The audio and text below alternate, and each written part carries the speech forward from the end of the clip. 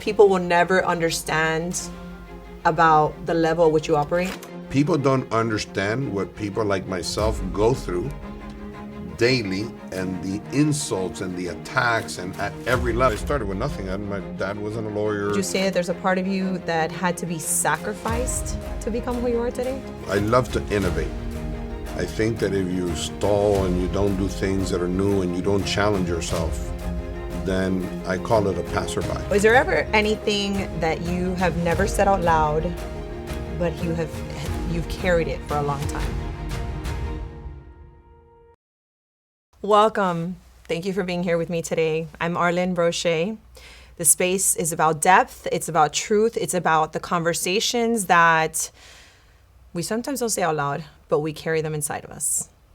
Today, I am certain that this conversation is going to move something inside of you. I'm sitting with someone that I deeply admire, someone that is like you, like me, someone that came from very humble beginnings, that has had to go through a lot of pain and struggles to get to where he is today. And we're going to go into his mind, his emotions, his family values, what drives him at his core. And I think that this episode is going to be amazing because we're going to get the juice behind the success. We are sitting today with John H. Ruiz. Aaron, thank you for inviting me to your podcast, and congratulations. I think this is something spectacular because a lot of people don't understand the mindset of those that do a lot for the community and the adversities that they go through in trying to accomplish that. Much more of your, the son of immigrants or the daughter of immigrants. So that's an extremely important issue to bring across. There's a lot of information about you out there as far as business, right? And the premise and the idea behind the podcast was about depth. It's about going into your mindset, and it's about going into really what moves you at a soul level, right? The evolution of the soul. Okay, John, so what shaped your mindset growing up? I think that I've sort of tried to divide life into 4 component parts, and my mind works step by step, almost like when you're born, that you first have to crawl and then you walk and then you can run. So that's sort of the way that I try to piece things together. And what set my mind frame was really mainly from my dad. He taught me all the different steps and how to be careful with friendships and really understanding the way that the world works. And even though we've evolved with technology, the core is that it all really works the same, right? And you have basically 4 component parts, and that is physical and mental, family and business. That's really what it all sort of breaks down. And if you try to compartmentalize it and think what you're doing at the moment, and you're present and you understand what's going on at that very moment, I think you can try to fulfill at least what you want to try to accomplish. And what you want to try to accomplish isn't always for yourself. Yeah. It could be for people, right? So that's and then one of the other things that I've always tried to be cognizant of is not to be selfish, because if you become selfish, you're only thinking of yourself. And we live in a world full of people, right? There's probably over 8 billion people. If we lived on our own completely on the planet Earth, it wouldn't be a lot of fun. And that's basically the mindset that I try to stay away from. So how would you say that your early influences shaped the man you are today? I think you mentioned something when we were talking earlier before we put the cameras roll. You talked about your dad and how he would always have you get up at a certain time. And yes. So I think discipline is super important. Responsibility is very important. Responding, answering, being there for people, for yourself is what it takes. A lot of people wake up one day trying to conquer the world, and then the next day they don't do it, right? So that discipline of getting up and grinding, and you see that it's more prevalent when people talk about sports, for example. If you think of a Michael Jordan, you think of a Kobe Bryant, you think of people like that, it was the mindset. It wasn't that they were making money or that they were great athletes. Of course they were. Yeah, but it was the mindset that made them get to where they were, because they never stopped. And it wasn't good enough. And that continuous every day waking up, grinding, knowing, and you have to be your worst critic. You have to criticize yourself. And one of the things that I go by is, if I don't wake up early in the morning, I think I'm failing myself. Forget about what people think. You have to do that for yourself. Is it And if because do you don't that, feel that you're productive, or is it because it's just something that's innate in you? I just think that I'm wasting time. Time is valuable. Time is the only thing that you can't replace and you can't buy. And when you provide time to whether it's a person or a family or a business, putting in your time is the most valuable asset that you have. Yeah, you're never gonna get that back. You're never going to get it back, and you can never replace that which has already passed, right? And when you start to think of the way that things happen is the past is gone, the present is here today, and the future is uncertain. You can try to plan for it, but it's uncertain.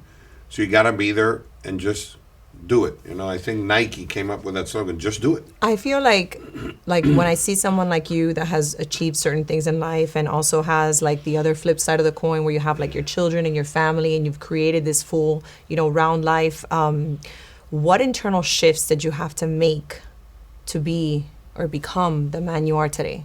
Like what shifts did you have to make? So when I was super young, I always liked DJing, like playing music, but I liked building. I've heard you. Yeah. So I like building. So I used to build my own light shows. I used to build my own speakers. I would go to then Radio Shack. And then there's only one small store still left. But I would like building because I like to understand things from the ground up. And when you start to understand that, I just think that you become better because my dad also taught me this. Experience is worth more than anything that you can study. You can read a book, you can listen to a podcast, but until you don't have the experience, you just don't know what it's like. And the best example I can give is, my boys played baseball, and I used to sit behind the screen, at home plate, and would tell my oldest son, well, why don't you swing at the ball, Johnny? And one day I went into the cage at 90-something miles an hour, and before you you can't even blink, and the ball just passed you, so then you start to understand. So the experience of what you encounter is extremely, extremely important. What shapes you is you have to be malleable. If you're malleable and you understand that times change, circumstances change, if you don't shift in this society, in this community, so you're at saying all like levels. Pivot. Like learn to be able to pivot. Pivot, but being comfortable with being uncomfortable. It's a little different from the sense that what I call malleability is that if today the economy is in one way, right, and all of a sudden it starts to change, if you don't change with that, you're done. Look at Blockbuster. Look at some of the biggest stores like Blockbuster. If you remember, you would go out and rent a video, right? But then Netflix and it's all a different world. Blockbuster went bankrupt. They didn't change with the times. I used to go to Blockbuster all the time. Yeah, they didn't change with the times. But at the time, and you're much younger than I am, but when you start to think about the evolution of things, when I started, in college, the computers were 4 megahertz or very slow. We had floppy disks. We had DSL internet. The evolution has been huge. Yeah. I still see older people using flip phones. I mean, you have to move with the times. So what does emotional strength look like to you? I think you have to be strong.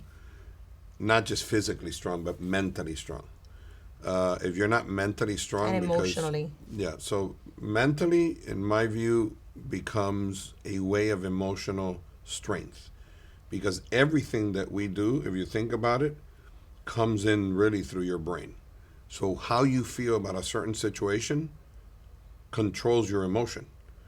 And how you expect people to react also controls a lot of your emotion. Emotions are built by expectation. If you expect somebody to do something and they let you down, you're emotionally let down. So it's really mostly based on it. For example, if you don't know somebody and they treat you bad, it's not going to affect you as much as if your best friend treats you bad. So that emotional stability at certain sense, and then what you really find, and this is my view of life, is people love because of the compatibility and the everyday friction.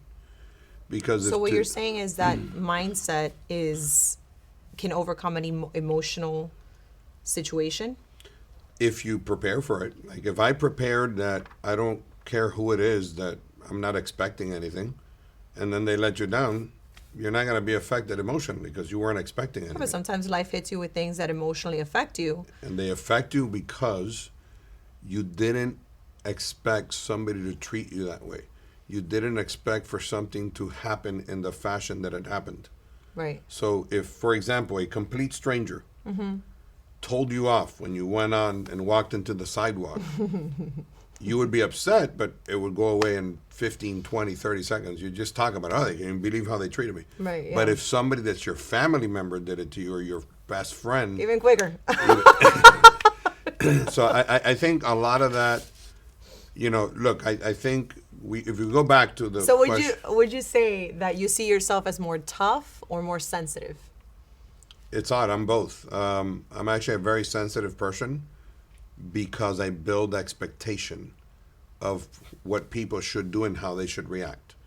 And I think that anybody that you see at different levels, everybody's sensitive. I mean, whoever tells you they're not sensitive is maybe, they may be masking it. They may be masking it. I've met people that are not as... You think they're not sensitive. and that's the way that they've trained themselves because they try to block it. But those people may suffer internally more than many others, right? So I think a lot of life is about building structure, building relationships, building expectations.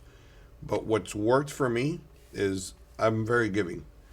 And I tolerate a lot that people do, and then up to one point in time. I'm also a Capricorn, which I think is sort of the way, and I know you've told me that you don't believe too much on the horoscope, but I am very cutthroat when it comes to, like, I will tolerate. When it comes to a point, that's it. I cut it off, and there's no second chances. So what truly drives you at your core? Like, what's the driving factor I think at your core? I just, I love to innovate. I think that if you stall and you don't do things that are new and you don't challenge yourself, then I call it a passerby. So I don't want to live life and be what they call a passerby. What do I call a passerby? I need to leave some legacy, something for my kids, something that I innovated, that I did. That's what motivates me. There's people that are motivated by other things, so not everybody's the same. But I think ultimately, you got to have a purpose in life. And I think that our Creator puts us on this earth, and you have a purpose, right? You have a purpose, I have a purpose, and everybody who's listening to this podcast has a purpose. Absolutely. Find your purpose and be the best at that purpose. Those God-given talents, those abilities that you have, try to push those as best as possible to become a better person and become better for society. That purpose that you're talking about, that drive that you found, that you're, that awareness. Obviously, you seem a lot more conscious, and I don't know how you feel about this, but I believe that you're, I would say, more right brain than left brain. Even though you're an attorney and you do a lot of like paperwork and transactional things, I feel like your innovation, that creativity, that spark you have is because you're more of a right brain person than left brain. So look, what's odd is I was extremely good at math. I was very good at anything that had to do with sciences. I was an amazing chess player. So everything that I was focusing on was all math. But at some point in time, I decided, along with my dad, early on, that I wanted to become an attorney. And obviously, lawyers typically, they say that they don't know a lot about math. So because of my upbringing, because of what I did early on, because I loved innovation, and I had been involved in a lot of businesses, I think that I was able to bring something into the practice of law that was a little different than the majority of the other attorneys because I had life experiences. And it all goes back to what I'm saying. I've had a lot of legal secretaries that know more than lawyers, and they don't have the degree. So the degree is only as good as you try to, push yourself to understanding what you do. But I've had a lot of employees in my life, what I always try to teach people is don't clump things together. Break it down. When you break things down, they're much easier to understand, and they're much easier to identify. Simple concept. We've all gone to a copy machine before, and the paper's gotten stuck somewhere. Mm-hmm. That paper starts in one place, and it goes through this machine, right? And at some point in time, if it gets stuck, the machine tells you, hey, you got stuck on level 3 or whatever, and you go and you remove it, right? If you think just one big thought and you can't break it down, if you get stuck, you don't know how to solve it. Right. So I've trained myself and my brain to break things down. And when I ask people that work with me together, in businesses, whatever, I try to understand, okay, why is it that you're telling me what you're doing? And the worst answer that I always get from people is, oh, that's not the way it's done. Well, if you tell me that's not the way it's done, that means you're not going to innovate. Because if somebody at some point in time said, okay, that's the way they're doing it, I'm going to do it some way different. Let's think about it. Was there a moment in your life when you realized, man, I'm not the person that I used to be? Like, was there a defining moment that you said, I'm no longer that person? Yes, but in a little bit of a different way. It's more of like, now I understand really who I am. So I think, but was it like now? I think as you get older, you start to understand what you like, what you don't like, what you're good at, what you're not good at. And then I guess for me, this and what I'm trying to do, of course, I don't want to, but it's to like really pull it out of you, right? So I hear you talk, and of course, like you're very very smart, but I really love to hear like the juice behind what, like the soul at a soul level. So like, did you have a moment that you said, I'm no longer this person, I'm this person?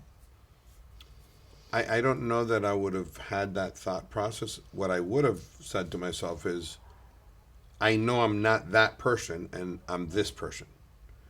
So not that I changed, but just that I understood more and more the things that would work for me, the things that I liked, the things that I didn't like. And those things is because at the end of the day, look, if you don't have a passion for what you like, you're just not going to do it as well. If you're just going somewhere because I got a job and I'm going to go 9 to 5, whatever, and I don't have a passion, it doesn't work. I've never had a business that's been successful that I wasn't passionate about. And I really wouldn't care about it if I had been doing something like that because I get bored. To me, the passion is what drives you. When you wake up every morning, whether you work out, whether you want to do one thing or another, whether you want, to dress well or look beautiful or have a mindset, whatever, you have to have the passion for it. Passion cannot be taught. It cannot. You can get a lot of people. I've tried to teach passion, and it'll be a day or two, and then it dies off. So that's energetic. I feel like that's emotional, energetic. And it all goes back. It's sort of circular, right? It's the mindset. It's really, what is it that you're training your mind to do, and what are you willing to sacrifice for it? If you're not willing to sacrifice, then you're just not going to make it. There's somebody else that will be willing to sacrifice. There's somebody who's going to wake up earlier than you. There's somebody who's going to read more than you, that wants it worse than you, right? So my favorite all-time athlete is Michael Jordan, and not just because he was a great athlete, but it's because of the mindset. It didn't matter who it was. It could have been Shaquille O'Neal that was 7 feet tall and he was 6'6". He was going to dunk over him, and he was going to teach him that he was the man. I love Michael Jordan. Yeah, and and that's really what you get from it, right? It's that no matter what happens, I'm going to win mentality, or I'm going to do it and I'm going to get it done, because life will throw you adversity all the time. Well, I'm going to say something. I see the passion that you have for saving lives and making a difference with your company, Luminsea, even though we're not going to go into the whole, business rabbit hole, but I love it. I really admire what you're doing with Luminsea, and I feel like that's something that I can see that passion, that drive. But see, when you see something like that, the way that I think about it is saving lives, right? So as an attorney, unfortunately, I've seen so many horrible injuries because I was a personal injury lawyer for a long, long time. I've seen deaths. I've seen, people lose the ability to walk and talk, and brain injuries. And I've seen family members, and I've seen a lot of young kids. So one of the things that I always try to teach my kids, and I try to teach everybody, is you can make mistakes in life. You can drink too much, maybe you did too many drugs, or you did drugs or whatever, and you can recover from that most of the time. But if you get physically injured, and it takes one bad move, it takes jumping off of a boat when there's not enough depth and you break your neck, it takes one bad motorcycle ride, one biking accident, whatever, one crossing the street, when you're not looking both sides, anything like that, and you cause yourself a physical injury, you can't recover from a physical injury if it, damages a body part or whatever. So again, one's physical and one's mental. So they call me safety patrol. Why do they call me safety patrol? Because I'm very safe conscience. It's one of your strongest values. Yes. So why do I like Luminsea? Because if I can save one life, one injury, one family from having to grieve or just make the world safer, that's my mindset. I do that with everything, right? And it doesn't mean don't do things, right? Because I have two sisters. One of my sisters just terrified of being on a boat, and the other Which one? my oldest sister, is terrified of being on a boat. Oh, She won't okay. be on a boat. My other sister isn't terrified about it, and at the end of the day, you can't live in fear either. But you got to live, with safety involved. So was there a part of you, would you say that there's a part of you that had to be sacrificed to become who you are today? 100%. If you don't sacrifice, you're not going to get to what you want to try to accomplish. I What part of sacrifice you? sleep. I sacrifice Yeah, no, I still, like, that just blows my mind. You sleep like what? 3.5, 4 hours at most. So I sacrifice sleep, right? Yeah. And a lot of people tell you, well, So you've been doing, wait, hold on. You have been having this sleep schedule since you were what? 18, 19 years old. That's unbelievable. But Do you feel like you're ever sleep deprived? no, I mean, I fall asleep. I've never fallen asleep anywhere, ever. I never used an alarm clock in my life.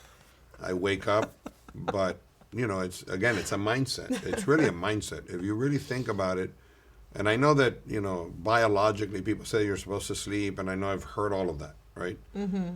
But I sleep 3.5, 4 hours. I feel healthy. I feel energetic.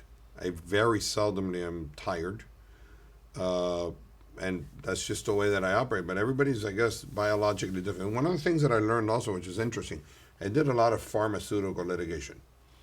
Well, that means like Baycol, Vioxx, all these medications that people, have to take because they have certain medical conditions.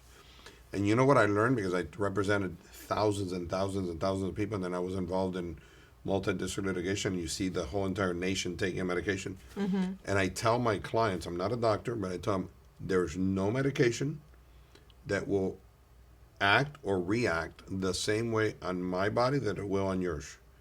So you need to be aware of that because it doesn't matter what those studies are. Now with technology, we're going to learn more about people's, genes and DNA and stuff like that, and you can get medication for you in particular. Medications are designed, so there's a design and then there's a manufacturing process, and then you have what's called secondary effects, right? And there's something called half-life, which is when you take it, how long does it stay in your body, even though there's no action being conducted by that medication. What does that mean? If I take a particular medication, it may help me for 2 or 3 hours. That's when it's active. But that's the half-life, right? The other half-life is just in your body. It's not doing anything. Now So you feel that your sleep, sacrificing your sleep was what puts you at a competitive advantage? I wouldn't call it sacrificing my sleep because to me it's not sacrifice. To me it's, I just got to do it. So you I got to don't wake feel up. like you're sacrificing your sleep? In fact, I feel the other way around. I feel that if I'm sleeping, I'm sacrificing what I should be doing when I'm sleeping. I feel like I'm losing that amount of time, and somebody You think else. that's due to your competitive nature? I think so. Just a little bit competitive. Do you think that there's something that people will never understand about the level at which you operate? Yes. What? I think. Yeah. No, I think the thing that I know, because I have a lot of acquaintances or friends that operate, with me at those levels, and I know them personally, and they're like incredibly good-hearted people, and is that this society makes you have to be tough and rough, because there's only really 3 types of people the way that I have. So I try to compartmentalize everything. They're the people that do, and The doers. it does, and you can criticize them, you can try to put them down, you can do whatever you want to do. They take action. That's me. I get criticized all the time. I get, people talk negatively about me, but then I have a group of people that really know me, and they'll do whatever, on earth it is that I need, whether I'm sick, I'm not sick, I'm feeling well, and they understand the way that operates. I could give up and say, the hell with it, and not try to help people, but that's just not me. They're not those people that are negative, that have that negativity, that envy, that don't do anything, and they just criticize people that do. They don't understand. So let them do it. Let them do it and see if they can do a better job, right? So Absolutely. I don't know if you remember the movie Bruce Almighty with Jim Carrey, Yes. and he becomes God, right? And he Yes. thought like, oh, if I was God. And it's not that easy being God, Who's right? the God? Morgan Freeman, no? Morgan Freeman, Yeah. right? So basically, what I've learned is that people don't really understand, which is why I think this podcast is so important. People don't understand what people like myself go through daily, and the insults and the attacks, and at every level that we go through, but we still stay there strong to try to do for the community. Because the one thing that I tell people, and this is the truth, is, I don't really need to do much more, because I could retire tomorrow and just do nothing and not try to help anybody. But that's not what you see in people. And I'm not comparing myself to him, but, a person like Elon Musk, do you think he needs to work? He doesn't need to work, but he's trying to improve society all the time. How many people criticize him? A gazillion, right? That guy doesn't sleep. He's always traveling, trying to do good for society. He's got people that are quadriplegic and with these, chips that may be able to walk. That's what I see in Elon Musk. Yeah, he's got, whatever, 400 billion, 350. He couldn't spend that money ever. Yeah. But he's still working, and I think there's a lot of heart behind that, and I feel like there's a lot of heart behind what you do too, and that shows up in your work. But that's why these podcasts are important, because if people don't understand that, see, myself and everybody else that's done anything in life, we breathe the same way. Absolutely, we're all human. We all have a soul. We all have a soul. We're all human. We all have the same machine, right? So and we're what is it? Bodies that are our vehicle is our body, but we are souls in human suits. Yes. And so that's but it's so it's interesting. So is there ever anything that you have never said out loud, but you've carried it for a long time? Is there something that you've never said out loud, but that you've carried for a long time? I'll give you a moment. I don't think so, because I don't think so, because I'm Come on, give it to me. No, give it to me. I think I want it. Give it to me. I think that, see, I never cheated in school, so that was good. So that would have been something that I would have maybe been a little bit ashamed of.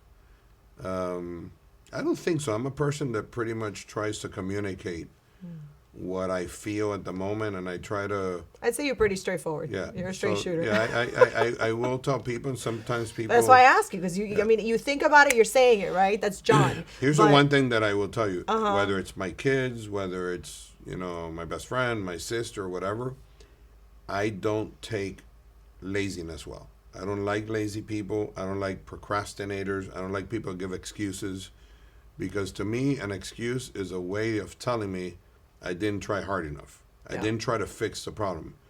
I want you to come to me at any level and just tell me, look, I tried everything that I possibly could, and I just couldn't get it done. It didn't happen. And then I'll understand that. But most of the time, I would say 99.9% of the time, when I have people that work with me and they give me a response, I go, okay, but did you do this? Did you do that? Did you do that? And then I find that, no, they didn't do any of that stuff. I go do that and come back. And you know what? 99% of the time, they fix the problem. So what does that mean also? You got to break it down. And you can't listen to what people say. Gossip is cheap. Yeah. You can't live with gossip, because you don't really know where that gossip is coming from, right? And I think you've probably done this yourself. But teachers have taught you. You start in a room with 30 people and you say one statement, and by the time it gets to the Yeah, last it's like person, telephone, right? Isn't that the telephone thing? So by the time it gets to the last person, it's completely different. But people don't understand that, and then when they don't understand that, they go with what did you see what that person said and the other person said. Before you know it, they blew a story out of proportion. It's not true. And I try to stay away from that, because I know that could really be very, very detrimental, because people have motives as to why they do things or say things, and you got to understand that. You got to try to understand, why would this person do one thing versus the other. The one biggest thing that I think that I've learned, and maybe it just I was born with it, I read people very well, and I can really read people on a marketing perspective. I never studied marketing. I didn't do anything, but every time I've done something new, innovative, it takes off at a very high level, because I think I understand what people want and what people are motivated by and what the necessity is. Take the channel markers, for example, right? The illuminated channel markers. Mm-hmm. If you're boating at night and you can't see the channel marker, it's almost like you driving your car and you don't know where the traffic lights are. And do you want to drive without traffic lights? Absolutely not. You don't. You imagine if you're just driving and you don't know if the light is red or green. Well, that's what happens out in the ocean. Now, the ocean's way different than traveling in a car. Why? Because in a car, you have buildings and you have other structures that have light. Out in the middle of the ocean, there's absolutely nothing. There's no light unless the moon's out. And people crash into these, pilings and have a bunch of accidents. And that, to me, is incredibly irresponsible in a world where 70 to 75% is ocean. Yeah. So why would we still conduct ourselves It's in that fashion? fascinating to me how your mind just gravitates always to structure and business and discipline and responsibility. It just goes there, right? And so I'm just trying to trying to pull out the other side. But I live my life from an emotional level the same way, and that's what I'm trying to convey is that. No, I mean I Yeah. agree, and I feel like, and it's fascinating to me, obviously, because I respect and admire the way your brain works, and when we have conversations. What is one life advice? If you had to pull one life advice to give to your younger self? Believe in yourself. Nobody's going to believe in you like you can. And I say this in meetings. I tell everybody, you know who I trust the most? I trust myself. Because I know what I'm capable of doing and what I'm not capable of doing. You have to believe in yourself. If you don't believe in yourself, nobody else is going to believe in you. That's the reality. Think of it. If you went to a doctor for a life-threatening operation, and the doctor doesn't believe in what he or she does, then why would you go with that doctor, right? So I can tell you that when I do something, and depending on what I'm doing, because if I don't know how to do it, I'll give it to someone. When I do something, I believe I'm the best at doing that. And that's what I have in my head. There may be a bunch of other people that are better than me, but I believe I'm the best. And I believe that I'll compete with anybody at the highest level. And that's what I did when I became a lawyer. I wanted to go up against the best. And when I went up against the best, I said to myself, you know what? I'm just as good as they are. And I did it at a very young age. And I remember listening to other lawyers arguing. And I said, I know more than that guy. I can do the same thing that they can. And one of the most fulfilling things is some of the lawyers that I respected the most, when, I was a young lawyer, I was 20-something years old, and these folks that were in their late 40s or 50s, and they were incredible lawyers, I ended up working with them in big cases. So that to me was a lesson that anybody is capable of doing what they put their mind to do. The worst thing that you can think to yourself is, I can't do that. I can't achieve that. I can't get to that level. Because you can. Because everybody else can do it too, right? So how many people have you seen that start literally from nothing? And, my example is I started with nothing. My dad wasn't a lawyer. I didn't have anybody with a pedigree. My dad started off, he was homeless when he was young, sleeping in newspapers. Wow. And he self-taught himself with Reader's Digest, traveling to a country. So when you started your law practice, you were doing your copies, doing your stuff. Because now you have assistants and secretaries. But when you started your career, you were everything. That's right. But you know what? You were your yes, but you know what? I know when the paper gets stuck, I can do it myself. I can fix the copy machine. Absolutely. I used to go clock in the paperwork myself. Yeah. I had no secretary. That's incredible. I had to type the stuff myself. And when you learn granularly, you never forget that. Oh, absolutely not. Riding a bike, rollerblading, roller skating, whatever you do in life that you do early on, that becomes granular, you never forget that. I had a bakery, and I remember when I was hiring people to work in the kitchen, I learned, because I learned how to do it, and so I would observe them, and I was able to kind of look and say, oh, okay, well, this part you didn't do it right, because it was, or this part, or ask them, but absolutely, I agree. Cuando uno está ciego and you don't really know, I'm using my Spanglish, always happens, but but look, okay. I don't know about pastries or making pastries like you do. You have that experience that I don't have. And that's spectacular at any level of anything that you do. If there are a couple things that I would love to be able to know better, would be religion, studying religion more in depth, because I didn't go to a religious school. That's one area that I would like to absorb more. I wanted to become a doctor, believe it or not, even after I was become a lawyer. I think that's important, getting closer to your creator, and that's my belief. I'm fascinated by the human body. Why?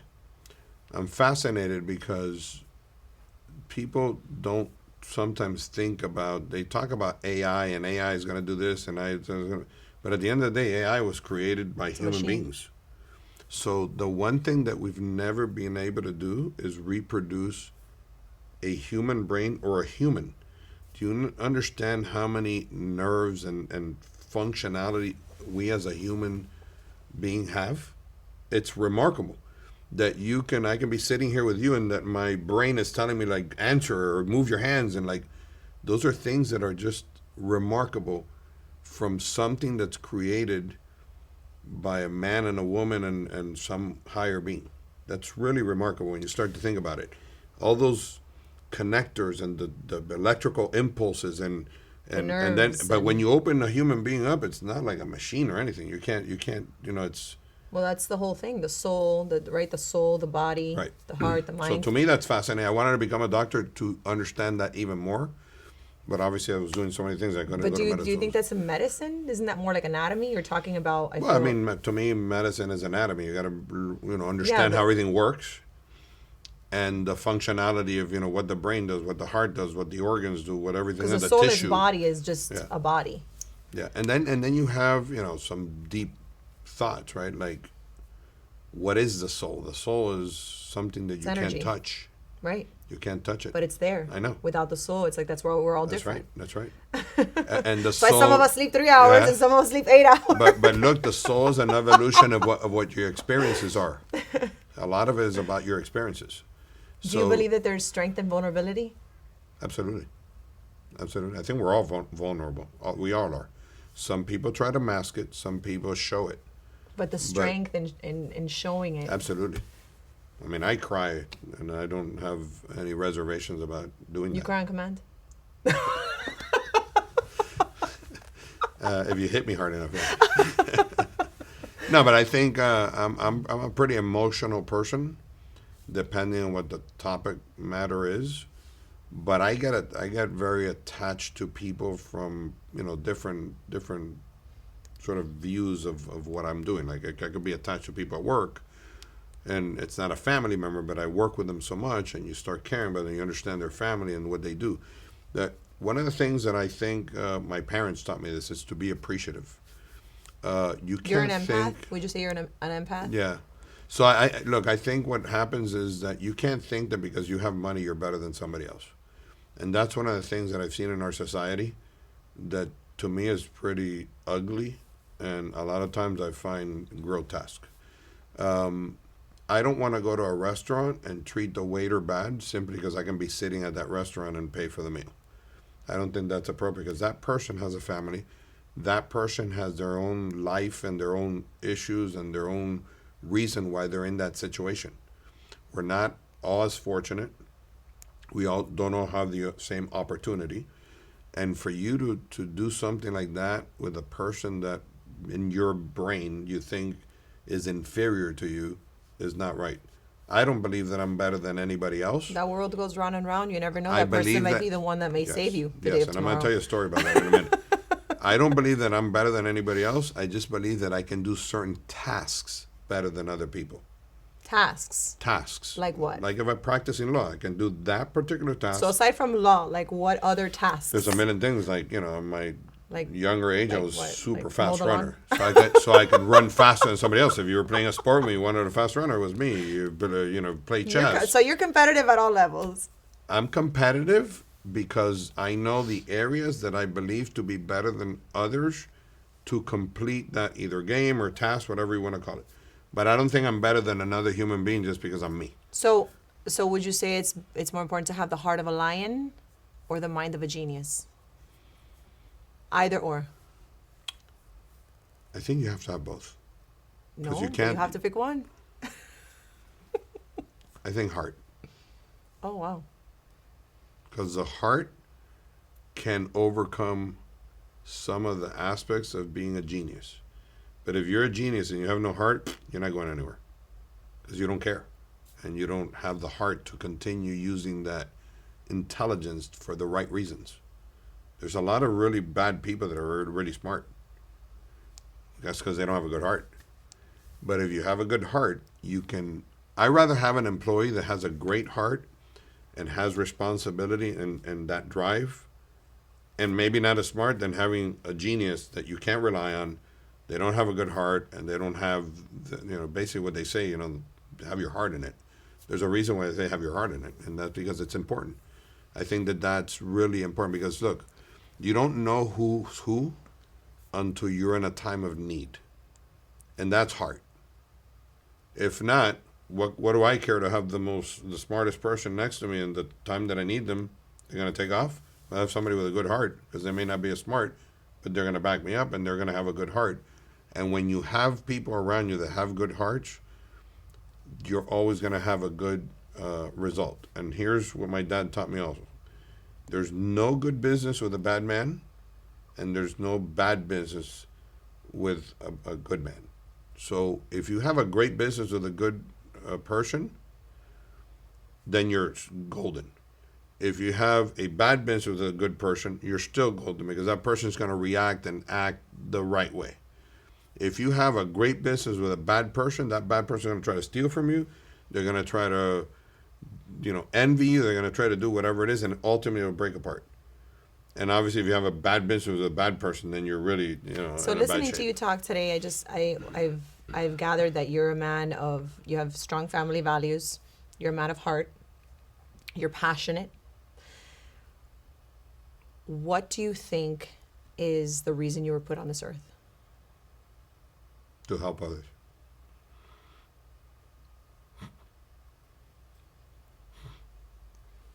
I got to make it. To help others.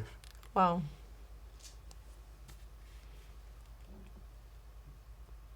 Thank you. I've really been blessed, which is why I think I'm here to help others. If you look at it, I wasn't supposed to succeed. Look at it. You made me cry. My dad had nothing. My family had nothing. Like, they started from scratch. All the adversity. I had to study on my own. Nobody would tutor me. I had to do everything to self-motivate myself. Do it all upon the biggest adversity, being Cuban in a community that was, full of people that were affluent and that had, pedigree, and basically was a nobody.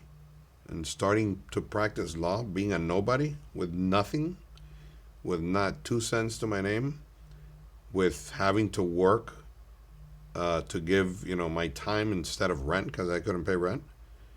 And you see that, and I was still able to do what I've been able to do.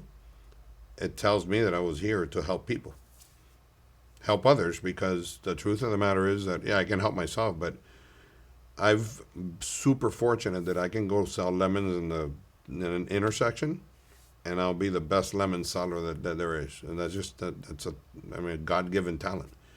So if I can help others, so... Helping others is one of the biggest forms of love, of showing love, So right? in my home, I have a number of people that work with me, right? I have a gentleman that I respect more than a lot of people on this planet Earth. He gets here at 5:45 in the morning every single day, and he drives an hour or an hour and 20 minutes. Every single day he gets here at 5:45 in the morning. Every day he takes out the dogs. Every time he does the same thing over and over. He doesn't complain. He's full of gratitude. And I talk to him every day. And I talk to the people that work here in my house. They're literally my family. And those are the people that to me are more important than many others that think that they're so important because they have money. These are the people that work hard, that have a structure, that it's difficult for them to make ends meet because the economy in South Florida has become more and more expensive, and they still living in a situation between insurance and gas and other stuff that a lot of times don't have. Those are the people that I connect with. Do I have people that have a lot of money? Yeah, but to me, look, I know a lot of people with a lot of money, and they're like golden, super good-hearted, just really good people. And then there's other people that have a lot of money, but they think that their money makes them better than others, and then I just don't believe in that. What is the legacy you want to leave behind? Innovation, safety, for people to remember me that I was somebody that made a difference in people's lives, from saving lives and keeping people away from drugs and alcohol and stuff like that. Again, I don't criticize people that do it, but I don't drink alcohol at all. I think it's toxic. I think it's terrible. I've seen so many tragedies, so many, young lives lost, so many parents grieving over it. It destroys families. It destroys relationships. Divorce rates. It's terrible. Drugs are obviously super bad as well. And if I can keep people focused on becoming better for themselves and their families, and building and the innovation part, and just being good adults, good people, training their kids. I mean, I've had some incredibly good people work with me throughout the years that I respect dearly. And the good thing is that I think I've had so many employees in my 30 something years, and there's only like one or two that I had sort of like a disconnect with, because they did something. The rest of them, I've had lawyers that work, they still refer me. I get along with everybody. I've only fired 4 people in my life that work with me because I'm very tolerant. But when I fire them, it means there was a reason, a very legitimate, deep-rooted reason why that happened. So to me, that's the legacy that I want. I want to be somebody people remember that is a good person and you can rely on, and it didn't matter what it was. I've given a lot of cars to people with cancer and donated, when people have real, significant family issues. And I do that behind the scenes. I don't have to say, who it is or what it is, but that's just the way, that's what drives me. Thank you so much. Thank you for having this open heart and vulnerable moments with me. Is there something that you want to say that maybe you've never really said on an interview or in a conversation or online, or something you want to talk about, or something nobody knows about you? I'm here to stay. I have a lot more to give back to the community. I think I'm never going to retire.